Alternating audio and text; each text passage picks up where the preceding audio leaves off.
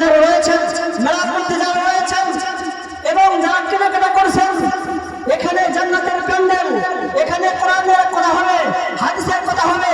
যার মধ্যে কোরআন থাকবে, যার মধ্যে হাদিস থাকবে, যার মধ্যে ইসলামের বয়ান থাকবে, যার মধ্যে আল্লাহ তাআলার ভালোবাসা থাকবে, নবীর ভালোবাসা থাকবে, ওই ব্যক্তি ওই মেলার মধ্যে ঘোরাফেরা করতে পারবে না।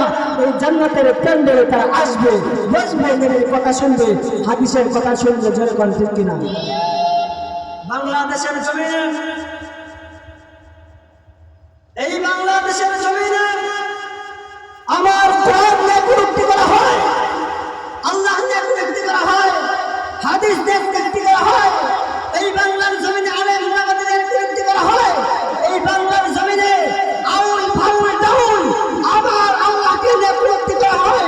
এই বাংলাদেশের জমিনে যারা আল্লাহকে নিয়ে, নবীকে নিয়ে যারা কটূক্তি করবে, তারপরে আমাদের বাক স্বাধীনতা আমরা বলি এই দেশে তাদের আল্লাহ ভালোই দেওয়ার জন্য আমাদের হাত স্বাধীনতা ধরে বলতে কিনা?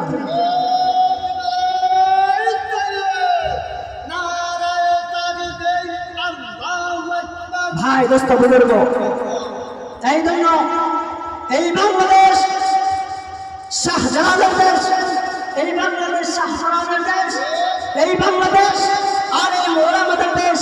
এই বাংলাদেশে অনেক রাজনীতি চলে গেছে, এই বাংলাদেশে অনেক কিছু চলে গেছে।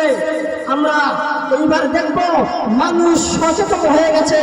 এইবার ইসলাম ইসলাম ইসলাম ইসলাম দেখতে চাই, ঠিক কিনা? ভাই দোস্ত বুজুর্গ, আল্লাহ তাআলা যেন আমাকে দিনের হিসাবে কবুল করেন, দিনের দায় হিসাবে কবুল করেন, এবং আপনাদেরকেও যেন এই গুনাহ মুক্ত জীবন থেকে গুনাহ